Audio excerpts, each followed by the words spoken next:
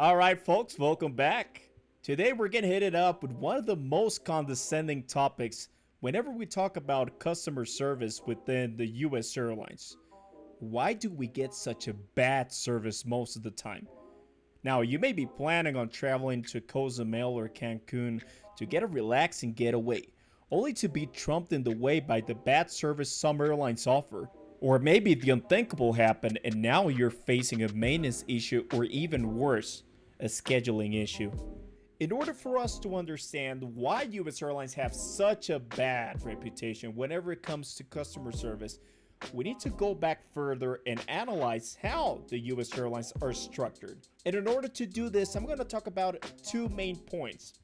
The first one is the scheduling and delays. And the second one, and the most important one for me, is overworking employees.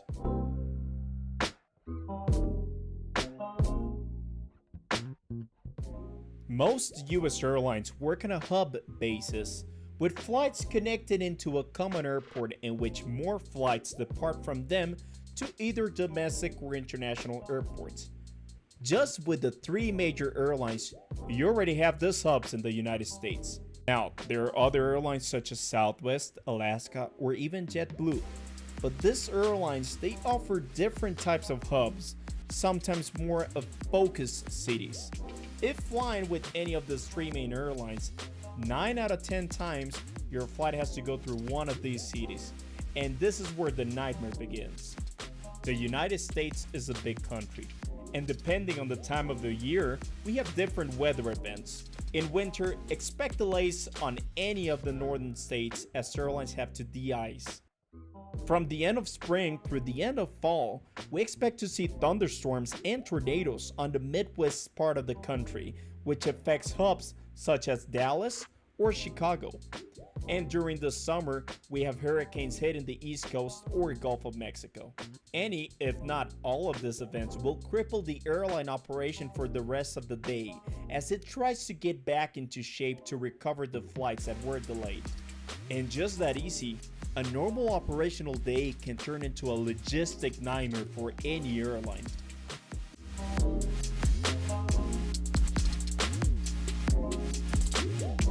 Now we're getting into the hot topic.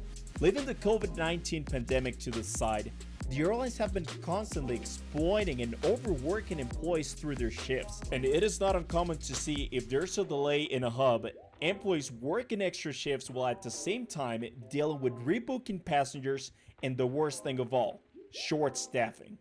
So thinking in retrospective, counter agents and gate agents are really thin out and are really worn out. But what about flight attendants? Flight attendants earn their wage based on the amount of hours they spend inside the cabin while the doors closed. All other hours don't count and fall under a special category of pay, which is considered very low.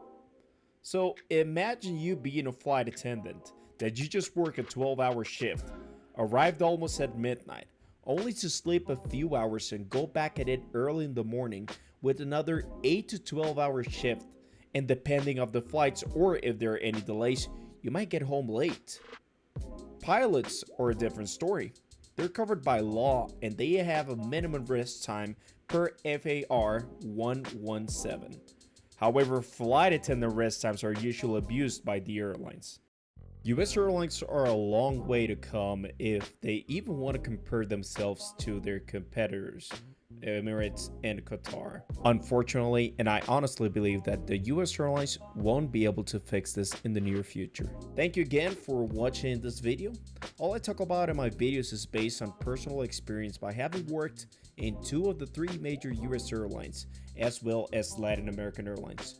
So I hope the info in this videos is useful to you, especially if you try to understand why the US airlines offers such a bad customer service. Again, thanks for watching, and make sure you like and subscribe for more aviation, history, or other topics that I'll be posting in my channel.